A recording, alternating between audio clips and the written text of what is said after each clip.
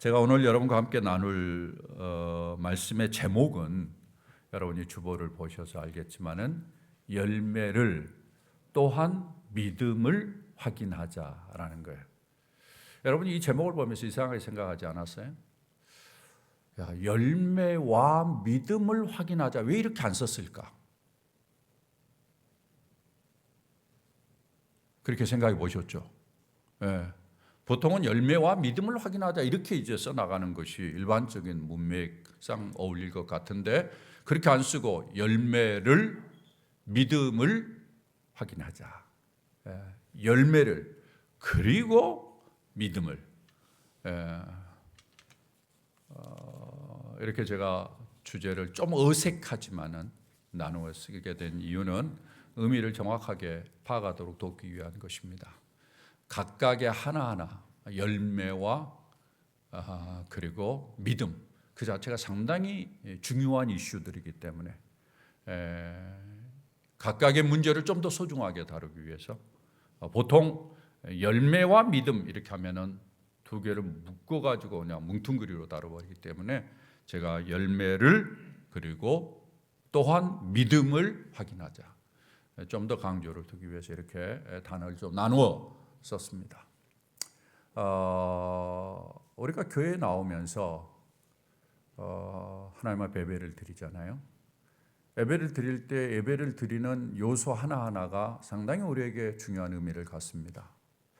교회 오시면은 여러분이 일단은 기도를 하고 찬양을 하고 말씀을 접해요. 이런 것들이 다 목적이 있습니다. 그냥 예배라는 의식을 치르는 것이 아니에요. 다 목적이 있어요.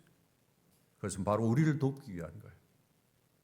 기도를 통해서 분주했던 우리의 마음을 잠시 멈추고 우리의 마음을 하나님께로 향해 보는 거죠. 그리고 하나님과의 교감으로 우리의 마음을 좀 정리를 하는 그런 시간들을 갖게 되고 내 마음을 하나님 앞에 드리는 거죠. 찬양을 통해서 우리의 감성을 터치하죠. 메말라진 우리의 감성들이 찬양을 하면서 제일 처음에는 찬양이 익숙치 아니하고 거기에 있는 가사가 잘 들려지지도 않고 내가 왜 이 노래를 불러야 되나 이런 마음이 들기도 하지만은 그러나 계속 하다 보면은 가사가 읽혀지고 그 가사의 의미가 나에게 와닿고 그러면서 하나님과의 교감이 이루어지면서 내 마음의 감성이 잘 이렇게 다듬어지는 그러한 특징이 있습니다. 그런 목적이 있는 거예요. 여러분들이 예배를 드릴 때마다 그런 목적을 이룰 수 있어야 돼요. 그런 목적을 내가 예배에서 이루지 못하니까 예배가 아무런 의미가 없는 것처럼 그냥 예배는 하나의 형식에 지나지 않는 것처럼 느낄 때가 상당히 많이 있는 그런 불행한 삶을 사는 사람들이 상당히 많습니다. 말씀도 그렇습니다. 여러분 교회 와서 뭐 성경 말씀 하나 듣는다, 성경에 뭐 재밌는 이야기 하나 듣는다, 여러분 그렇게 생각하면 큰 오산입니다. 여러분이 인생을 사시면서 제가 늘 이야기하지만은 어떤 정보가 내게 들어가느냐에 따라서 인생이 달라져요. 완전히 달라지는 것입니다. 여러분이 이 세상에 있는 많은 정보를 머릿속에 넣고 지금까지 살아오셨을 거예요. 근데 한 번쯤은 반성을 해보셔야 돼요. 한 번쯤은 분별을 해봐요. 내가 지금 좋다고 생각하는 이 정보들이 진짜 내게 유익했는가? 내 인생을 바꾸었는가?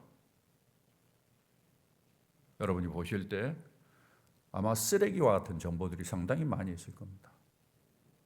오히려 어떤 정보는 여러분을 망치기도 하셨을 거예요. 여러분의 인생을 불행하게 만들 수도 있고 여러분으로 하여금 못된 습관을 갖도록 만드는 그러한 정보도 있었을 것입니다. 이제 나이가 들면서 그런 것들을 하나하나씩 깨닫게 될 터인데 여러분이 교회에 와서 하나님의 말씀을 듣는 것이야말로 상당히 중요한 정보로 내 머리를 채우는 거거든요. 좋은 진리, 좋은 지혜, 좋은 통찰력 이런 것으로 내 머리를 채울수록 우리의 삶이 얼마나 부유하고 풍성해질 수 있는지 여러분이 인생을 살아보면서 아마 점점 더 느낄 수 있으리라고 저는 생각합니다.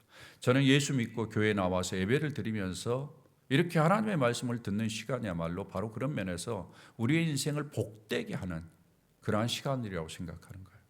여러분이 단순히 와서 어떤 말을 하나 듣는다 이렇게 생각하지 마시고 이 말씀을 통해서 내가 하나님이 가지고 있는 진짜 진리, 인생에서 놓치지 말아야 될 이 진리를 내가 듣고 그것으로 내 머리를 채고 그것으로 내 인생을 살아간다라고 생각한다면 여러분의 삶이 훨씬 더 달라지리라고 저는 믿습니다.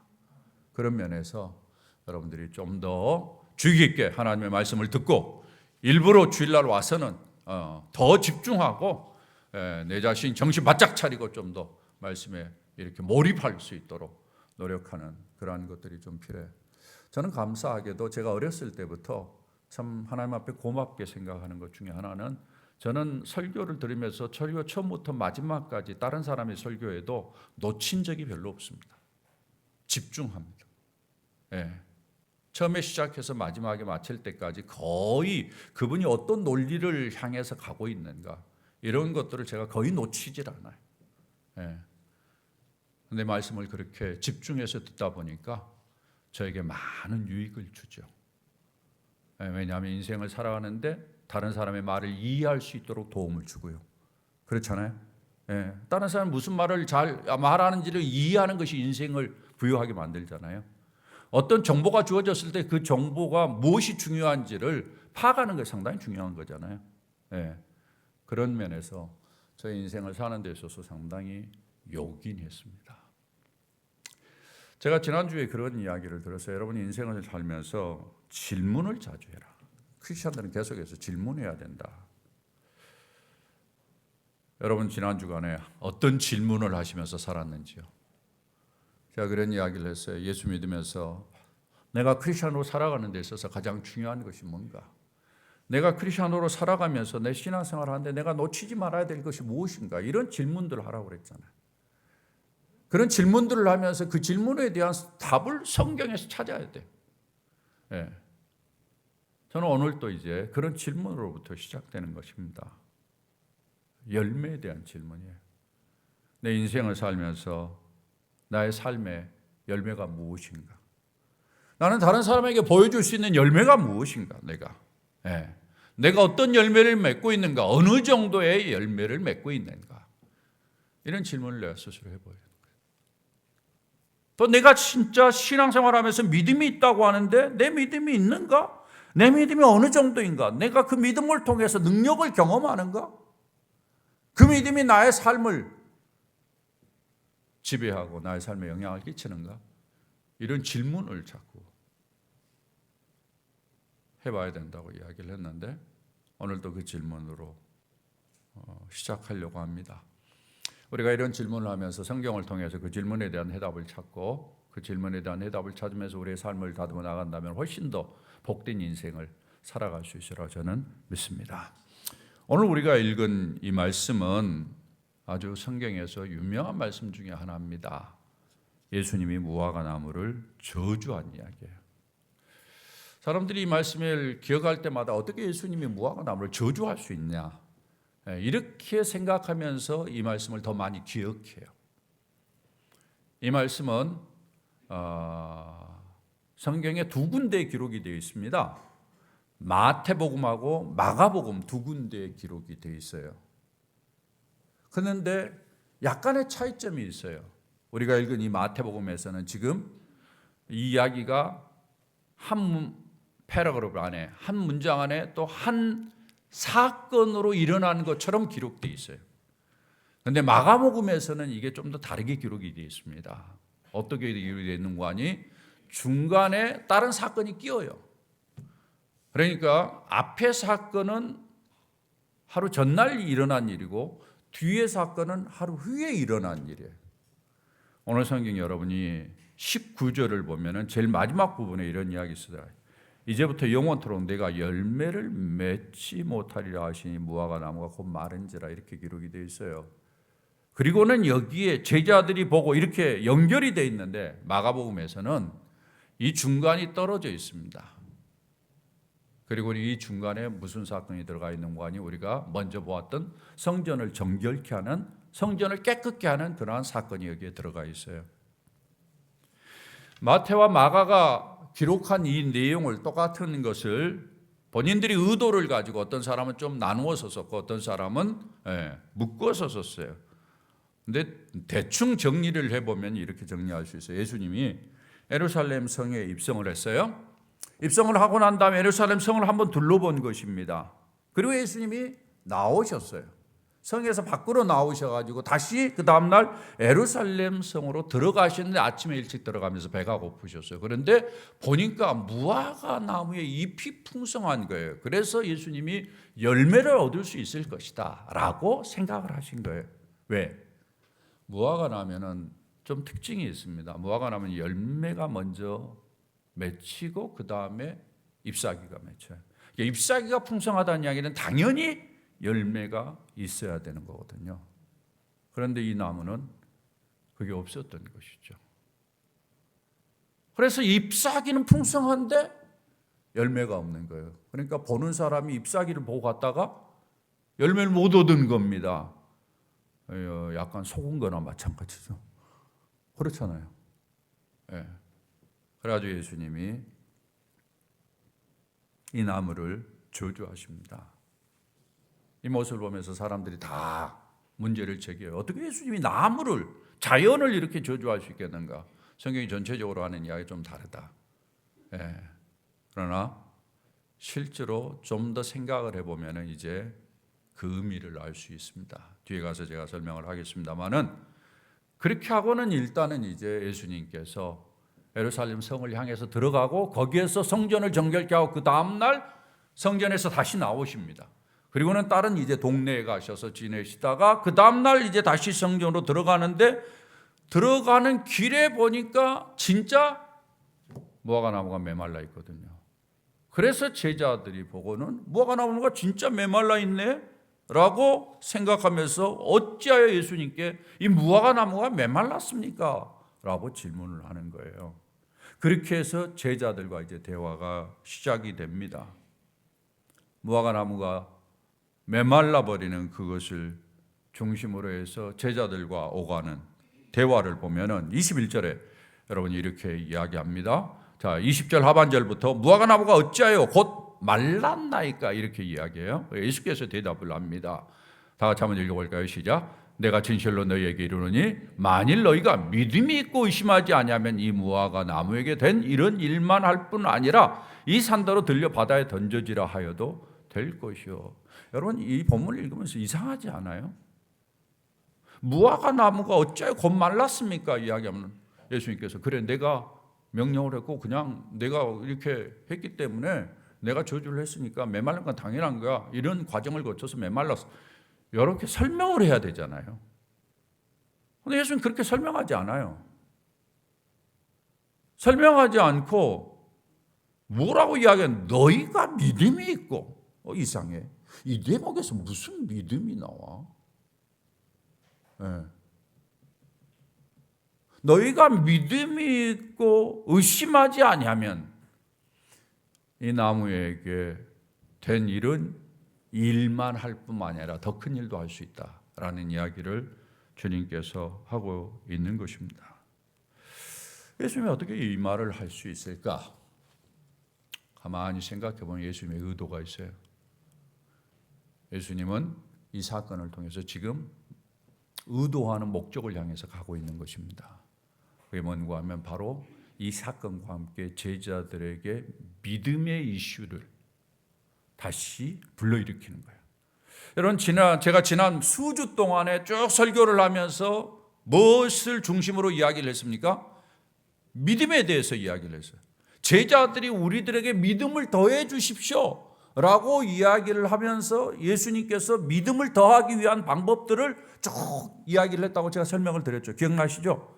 나중에 다시 이야기를 좀 하겠습니다만은 그 연장선상에서 봤을 때 이 사건도 지금 예수님께서는 뭘 위해서 끌고 가시는 겁니까?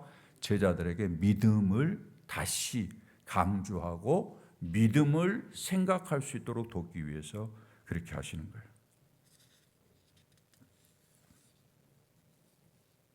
예수님께서는 사실상 이 사건을 통해서 제자들의 믿음 없음을 지적을 하는 것입니다. 그러면서 참 또 흥미있는 이야기를 하세요. 22절을 여러분 보세요. 예. 22절 다 같이 한번 읽어봅니다. 시작. 너희가 기도할 때 무엇이든지 믿고 구하는 것은 다 받으리라. 이것도 문맥으로 봐서는 잘 어울리지 않는 내용이에요. 왜 무화과 나무가 말랐습니까? 라고 질문을 했으면 그것과 연관된 대화가 나와야 되는데 뜬금없이 너희가 기도할 때 무엇이든지 믿고 구하는 것은 다 받으리라. 기도의 이슈를 들고 나오고 믿음과 연관된 기도의 문제를 여기에 끌고 나옵니다. 여러분들이 다 어색한 지금 내용들을 보고 있는 것이죠. 네. 그렇다면 이 본문을 통해서 예수님께서 진정 드러내고자 하는 것이 뭔가? 라는 겁니다. 예수님께서 지금 이 내용들을 말씀을 하셨는데 이게 단순한 사건이 아니라 이걸 통해서 예수님 의도를 가지고 있는 거예요. 이것을 여러분이 잘 깨닫고 사실은 이 사건이 일어난 시점을 생각할 때는 상당히 중요한 내용입니다. 앞서 이야기한 것처럼 지금 예수님께서 에베소서 성전을 들어가요. 성전에서 일주일을 지내고 예수님이 돌아가시는 거예요. 그러니까 성전을 들어가서 일으키는 사건 하나하나, 예수님이 말씀하시는 말씀 하나하나가 아주 중요한 거예요. 일주일 동안이. 이때는 이제 죽어요. 예수님 죽어요. 더 이상 제자들과 만날 수 없는 거예요. 상당히 중요한 건데 예수님께서 의도를 가지고 이야기하는 이 음성을 여러분이 잘 들을 수 있었으면 좋겠습니다. 여러분이 가지고 있는 주보의 설교 메모지를 잠깐 보시면 세 번째 문제에 세 가지의 이슈를 제가 여기에 정리를 했습니다. 오늘 이 말씀을 통해서 하나님께서 우리를 깨우쳐 줄 수 있기를 부탁을 드립니다. 첫 번째, 다 같이 한번 읽어볼까요? 시작. 열매가 있는지 확인해야 한다. 중요한 말씀을 하고 있는 예수님께서 이 사건을 통해서 당시의 제자들뿐만 아니라 오늘을 사는 우리들에게 너희들의 삶 속에서 너희들이 나를 따른다고 하는데 나를 따르면서 너희들의 삶 속에 열매가 있는지를 확인하라라는 이야기입니다. 이 말은 다른 말로 바꿔야 하면 크리스천의 삶에는 열매가 있어야 된다는 거예요. 이건 아무리 강조해도 지나치지 않습니다. 이 말은 다른 말로 바꾸어서 이야기한다면 열매가 없다면 어떻게 될까요? 열매가 있어야 된다는 거 강조하는데 열매가 없다면 역으로 바꿔서 무슨 말이에요? 하나님이 진노한다라는 거예요. 열매가 없으면 심판한다라는 이야기를 여기에 담고 있는 것입니다. 그러니까 크리스천의 삶에서 열매를 맺는 것이 얼마나 중요한지. 여러분 열매를 맺으라고 교회에서 많이 이야기를 들을 텐데 대충 들었을지 모르겠어요. 열매가 없으면 무서운 일이 벌어집니다. 편안하게 생각하면 안 돼요. 오늘 성경을 잘 이해하려면 구약의 이미지를 좀 이해할 필요가 있습니다. 구약 성경에 이 무화과 나무와 관계된 이미지가 있습니다. 여러분이 이사야서 28장 4절을 한번 잠깐 보시죠. 거기 보면은 그 기름진 골짜기 꼭대기에 있는 그의 영화가 세잔에 가는 꽃이 여름 전에 처음 익은 무화과와 같다. 여기에 여름 전에 처음 익은 무화과 이렇게 표현했어요. 무화과가 익어서 열매를 보이는 거죠. 처음 익은 열매. 그건 참 귀한 겁니다. 또 아름다운 거고. 그리고 중요한 것은 그 열매를 기대하는 사람에게 기쁨을 주는 거죠. 구약에 이 무화과 나무라는 개념이 소개되고 있어요. 그것과 함께 열매를 소개하고 있어요. 계속해서 열매를 맺어야 되는 것을 강조해요. 또 하나 봅니다. 호세아서 9장 10절입니다.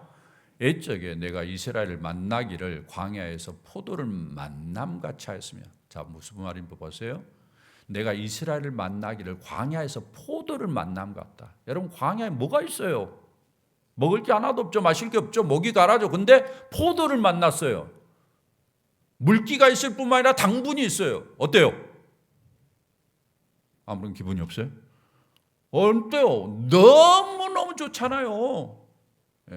하나님이 이스라엘을 그렇게 했다라는 거예요. 그리고는 너희 조상들을 보기를 하나님이 이스라엘 백성들의 조상들을 보기를 어떻게 했다요? 무화과 나무에서 처음 맺힌 첫 열매를 먹은 것 같이 했다. 열매를 잇는 것을 누가 제일 기뻐하셨다라는 거예요? 하나님이 기뻐하셨다라는 거예요. 열매가 있는 것이 당연한 거예요.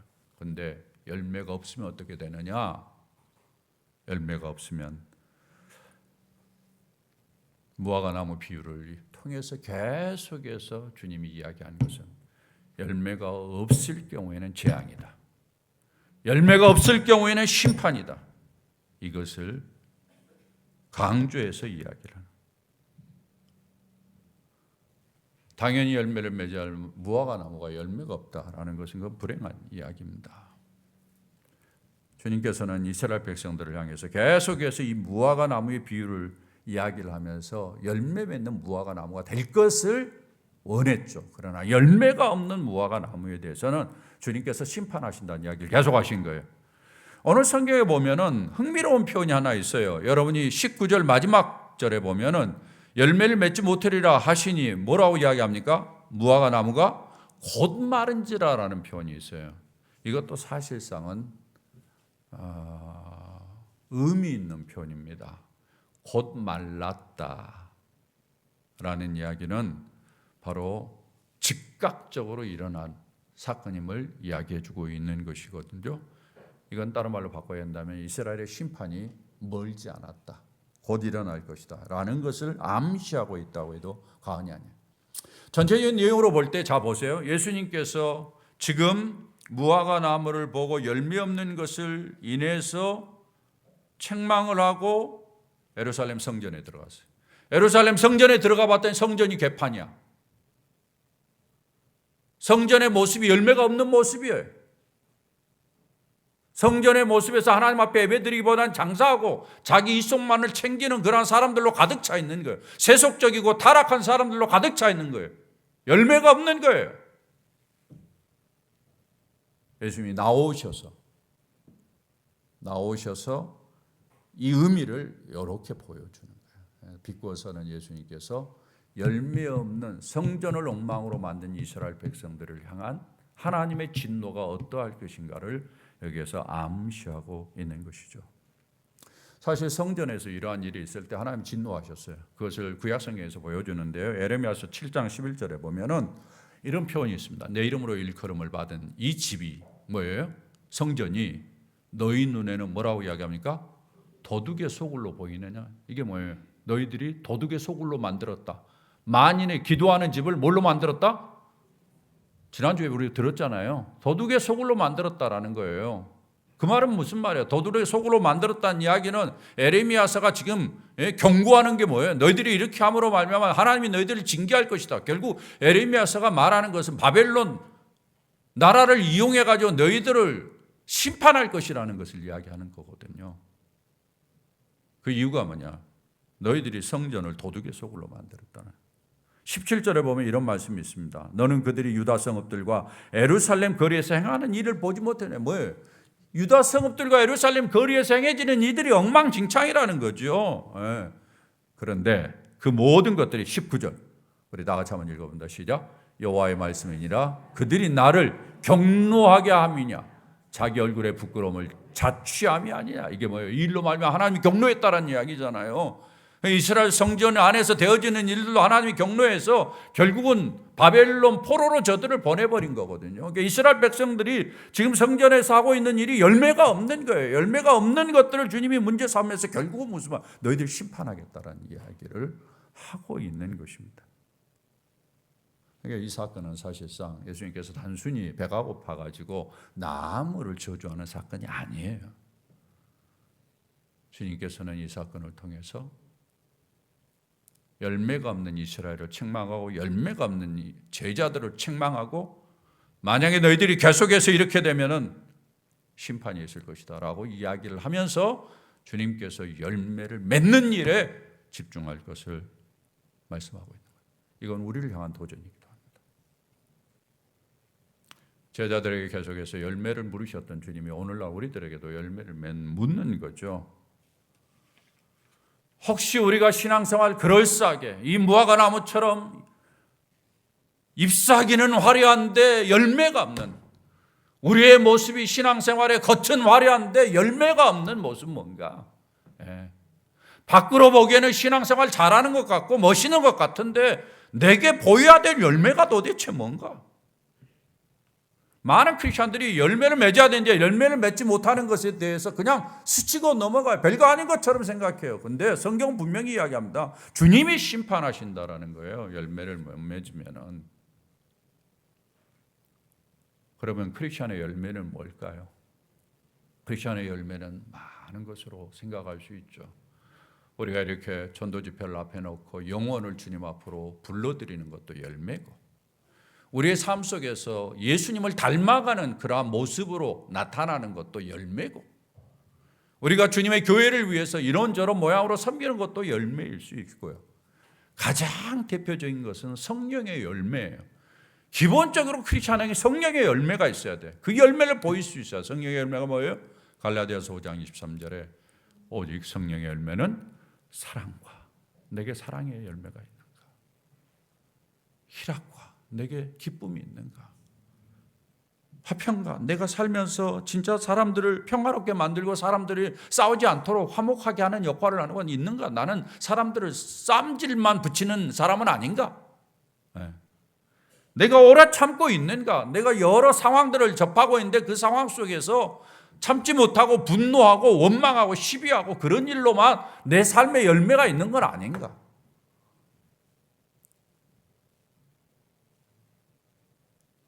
사랑하는 여러분, 여러분의 삶 속에 열매가 있는 것을 늘 묻고 주님이 말씀하신 이런 아름다운 열매가 매일매일 있기를 주의 이름으로 축원합니다.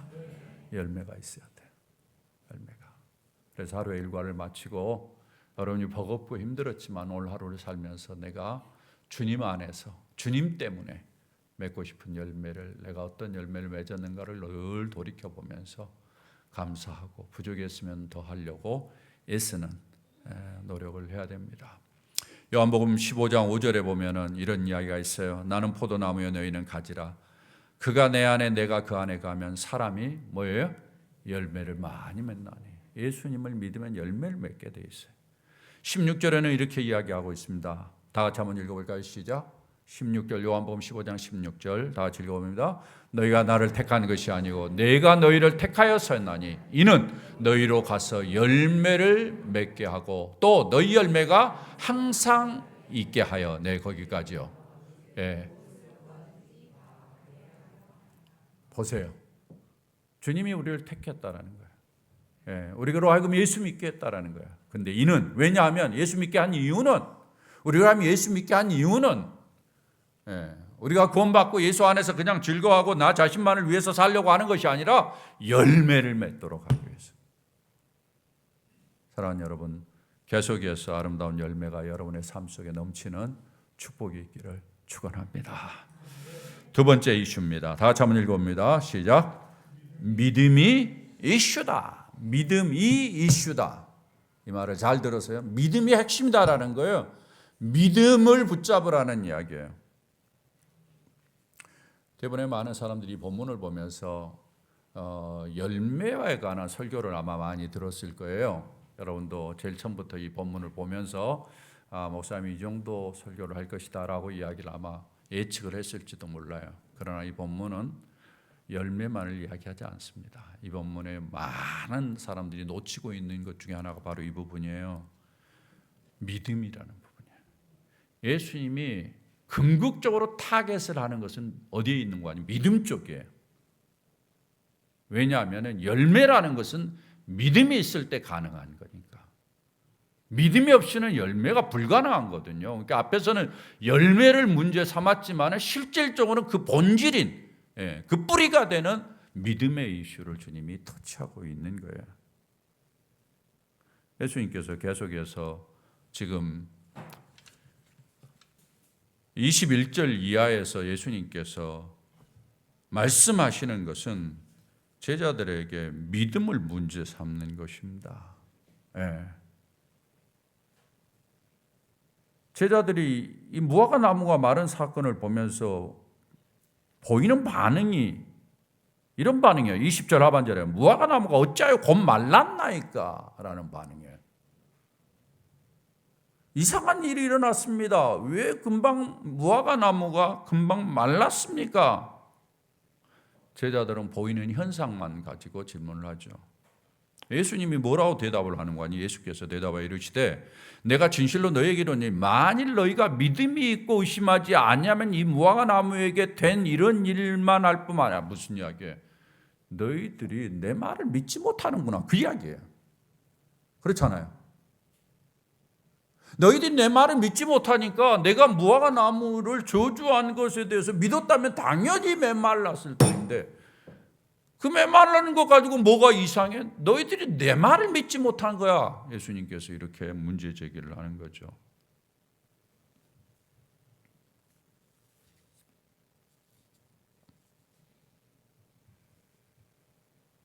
그러면서 주님께서 너희들이 믿으면은 이 산더러 들려 바다에 던져지라 하여도 될 것이다. 불가능한 일이 믿음으로 될 것을 이야기해 주고 있는 것입니다. 그러면서 또 특별한 이야기를 해요. 22절에 보면은 너희가 기도할 때 무엇이든지 믿고 구하는 것은 다 받으리라. 믿음으로 기도하라는 거예요. 그러면은 받을 것이다 이야기를 하는 것입니다. 예수님께서 사실은 열매로 시작했지만 뒤에서 계속해서 강조하는 것은 믿음이에요. 믿음. 어떤 문제를 다루는 데 있어서도 믿음이 필요하고 기도하는 데 있어서도 믿음이 필요한 것을 강조하고 있는 것이죠.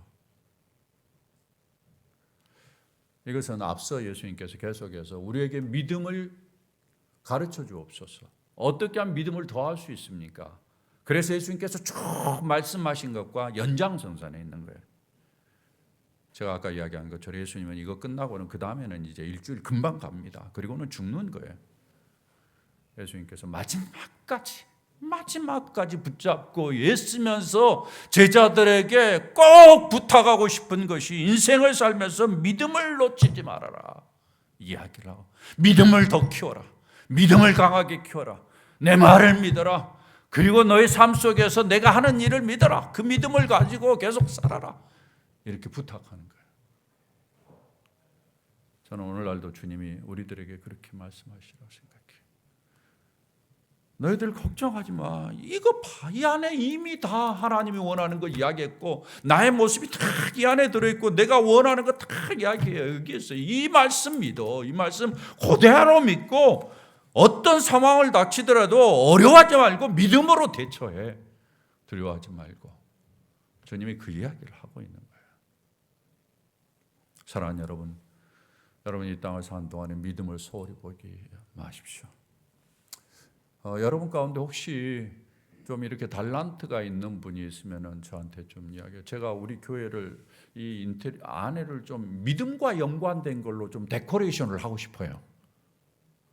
좀 은사가 있으면 말씀해 주세요. 왜냐하면 우리 교회는 잡다한 글을 안 붙이잖아요. 그렇죠?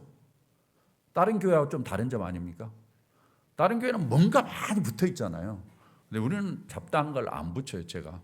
그런데 근데 여러분이 좀 보고 늘 익힐 수 있도록 좀 붙이고 싶은 생각이 좀 들어요. 믿음을 성장시키기 위한 내용들. 제가 여러분의 오래전부터 계속해서 보여줬던 차트 기억나시죠? 한번 차트 한번 봐보실래요? 다이어그램? 예. 믿음을 키우기 위해서 우리에게 필요한 것들. 계속해서 이런 과정들이 없으면 믿음이 자라지 않아요. 뭐라고 이야기합니까? 절대 감사, 끈기 있는 기도, 자기 포기, 약속의 말씀, 십자가 부활을 지향하는 것, 섬김, 새로운 안목을 갖는 것, 회개하는 것, 게으르지 않고 열심히 일하는 것. 이런 요소들이 결국은 우리의 믿음을 키우는 거거든요. 이런 노력이 없이는 믿음이 자라지 않아요. 이런 노력 하나 하지 아니하냐고 내게 믿음을 잘할 것을 기대하는 사람은 어리석은 사람이에요. 제가 이것을 글씨들을 하나하나 좀 진부하지 않게 좀 멋있게 여기다 좀 디스플레이 해놓고 싶어요. 그래서 여러분이 보면서 계속해서 노력하면서 믿음이 자랐으면 좋겠어요. 제가 앞으로 이제 남은 목회 기간 동안에는 여러분의 믿음이 자라는데 제가 토탈리 좀 집중하려고 그래요. 믿음이 자라. 믿음 자라지 않으면 인생 승리하지 못합니다. 믿음이 자라지 않으면 인생에 기적을 경험할 수 없어요. 예. 믿음이 있어야만이 그 사람이 세상에 영향력을 끼치는 사람이 되는 거예요. 여러분 믿음을 우습게 여기지 마세요. 꼭 믿음이 여러분의 인생을 바꿀 수 있다고 생각하고 하나님 앞에 기도하면서 주여 내게 믿음을 주옵소서 기도하고 믿음을 키우기 위한 이런 조치들을 계속하면서 믿음을 키워나가는 축복이 여러분 모두에게 있기를 주의 이름으로 부탁을 드립니다. 마지막으로 여러분 이 본문에서 놓치지 말아야 될 게 있어요. 뭐라고 이야기합니까? 다 즐거웁니다. 시작. 믿음과 기도 그리고 용서는 긴밀히 연결되어 있다. 자, 이 앞에 지금 예수님께서 열매에 대해서 이야기를 하고는 그 다음에 믿음에 대해서 이야기를 했어요. 그리고는 그 믿음과 연관시켜서 기도를 이야기를 했어요. 기도와 믿음은 연관되어 있다는 거예요. 여러분 성경을 절대 우습게 여기면 안 됩니다. 성경은 단선적이 아니에요. 성경에 제시하는 정보는요, 단적인 정보, 아주 얄팍한 정보가 아니에요. 상당히 폭넓은, 이 심오하고 이 다양한 정보들, 이게 서로 밀접하게 연관되어 있는 아주 그런 내용들이 여기에 담겨져 있는 거거든요. 지금 예수님께서 보세요. 열매로 시작했다. 그걸 믿음으로 이끌었어요. 믿음과 함께 기도를 이렇게 연결했어요. 그 다음에 뭘 연결하고 있는 거냐? 오늘 본문에는 나와 있지 않는데 마가복음에 가면은 이 본문과 연관해서 이 말씀을 하고 있어요. 마가복음 11장 25절. 다 같이 한번 읽어봅니다. 시작. 서서 기도할 때 아무에게도 혐의가 있거든 용서하라. 그리하여야 하늘에 계신 너희 아버지께서도 너희 허물을 사하여 주시리라 하시라. 기도를 이야기하면서, 자 보세요. 지금 열매를 시작해가지고 믿음이 있어야 된다 이야기를 하고, 기도하라라고 이야기를 하고, 기도와 연관해서 지금 뭘 언급하고 있습니까? 용서를 언급하고 있어요. 용서를. 이 네 가지의 개념이 통합적으로 연결되어 있다는 이야기예요. 여러분 생각해 보세요. 주님께서 기도를 하라고 하면서 왜 용서를 이야기했을까요? 생각해 보세요. 믿고 기도하면 그걸로 끝. 믿고 기도하면 응답된 줄로 믿고 돌아서서 그냥 그렇게 살면 되지. 안 그래요? 성경에서 믿고 기도하라고 했으니까 대부분 사람들이 거기까지만 해. 믿고 기도하는 것까지만 해. 이 부분을 몰라. 주님께서는 이 부분을 이야기하고 계세요. 믿고 기도하고 뭘 하라? 용서해라. 왜 그래요? 왜 그래요? 많은 사람들이 기도를 합니다. 그 기도를 통해서 자기의 믿음을 드러냅니다. 주여 믿습니다. 주실 줄 믿습니다. 이렇게 계속 기도해야 됩니다. 그런데 문제는 늘 응답이 되지 않는다는 데 있어요. 응답이 되지 않아요. 주실 줄 믿고 기도했는데 이루어지지 않아요. 그러면 대부분의 사람들의 반응이 어떻습니까? 기도해도 별거 없네. 그리고 뭐예요? 기도 안 해요. 그 다음부터. 주님이 이야기를 한 것은 너희들이 기도할 때 응답되지 않고 믿음으로 기도했는데도 응답되지 않았을 때 생각하라는 거예요. 왜 기도가 응답되지 않는지. 왜 기도가 응답되지 않는지를 생각하라는 이야기예요. 무슨 이야기입니까? 용서하지 못한 것이 있으면 기도가 응답되지 않는다라는 이야기를 하고 있어요. 사랑하는 여러분, 여러분의 삶 속에서 기도를 많이 드렸을 거예요. 기도가 응답된 리스트를 적시해보고 기도가 응답되지 않는 리스트를 정리해보세요. 그 리스트 가운데서 때가 되어져서 하나님 응답하실 것이 있을 것이라고 생각하면서 기다릴 만한 것이 있는데 여러분이 혹시라도 응답되지 않는 내용들을 보면서 혹시 내 안에 응어리가 남아있는 것은 없는가? 내 안에 용서하지 못하고 분노하고 미워하고 시기하고 질투하는 그런 요소는 없는가 한번 돌이켜볼 수 있기를 부탁을 드립니다. 그 이야기를 하고 있는 거예요. 예수님께서. 사랑하는 여러분, 이 네 가지의 이슈는 지금 제자들에게 예수님께서 마지막으로 주는 말씀, 마지막 일주일을 남겨놓고 믿음과 연관해서 여러 가지 이슈들을 통합적으로 생각할 수 있는, 여러분 크리스천은 그래서 단선적으로 생각하면 안 돼요. 통합적으로 생각해야 돼요. 예, 열매를 맺으라. 그래서 열매를 맺어야 돼요. 그런데 단순히 열매를 맺기 위해서만 힘쓰면 안 돼요. 믿음이 연관되어 있다는 것을 생각하셔야 돼요. 예. 믿음을 생각할 때 믿습니다만 생각하면 안 돼요. 예. 용서를 생각해야 돼요. 열매를 생각할 때 믿음만 생각하면 안 돼. 기도를 생각해야 돼요. 용서를 생각해야 돼요. 이게 통합적이에요. 다. 예수님께서 마지막 일주일을 남겨놓고 제자들에게 어떤 면에서 믿음과 관계에서 마지막 부분이기도 하고, 예수님이 진짜 이제 자기는 떠나고 남겨놓고 가는데 이 남겨놓은 이 제자들이 앞으로 살아갈 일들을 생각하면서 주님께서 아마 마음이 안타까운 마음으로 마지막까지 놓치지 않아야 될 것이 무엇인가를 저들이 인식하도록 하기 위해서 예수 믿는 믿음, 예수님의 말씀을 믿는 믿음, 하나님을 믿는 믿음, 하나님의 능력을 믿는 믿음과 함께 주님 앞에 기도하고 그리고 용서하면서 삶의 열매를 맺어가기를 주님이 간절히 소원해서 오늘 이 사건과 함께 맞물려서 주님이 제자들에게 가르쳐 주셨는데 오늘 우리에게도 동일한 교훈을 주시는 줄 믿습니다. 이런 은혜로 여러분이 계속해서 살아가십시오. 그러면 하나님이 우리에게 남이 알지 못하는 부유하고 풍성한 은혜를 주실 줄 저는 믿습니다.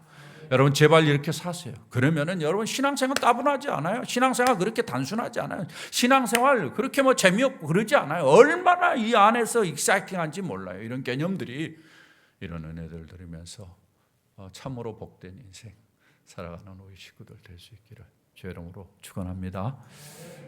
김만희 목사가 최근에 들어서 좀 강한 이야기를 많이 하죠. 좀 아니 부드럽게 해요 여전히. 김만희 목사 설교할 때 상당히 부드럽게 하죠. 근데 어떤 사람은 요즘 김만희 목사 상당히 강하게 설교한다 이렇게 생각할지 모르겠는데 제가 좀 강하게 하려고 합니다. 왜냐하면은 이제 언제 하나님 앞에 갈지 모르잖아요. 제 나이가 언제 갈지도 모르고 그렇기 때문에 제가 마땅히 이제 여러분들이 기억하면서 진짜 하나님 앞에 제가 늘 기도하는 게 여러분이 진짜 하나님 앞에 아름다운 보화로 서기를 원하거든요. 하나님 앞에 진짜 여러분이 저의 자랑이 되길 원하거든요. 하나님, 저분 저와 함께 신앙생활했습니다.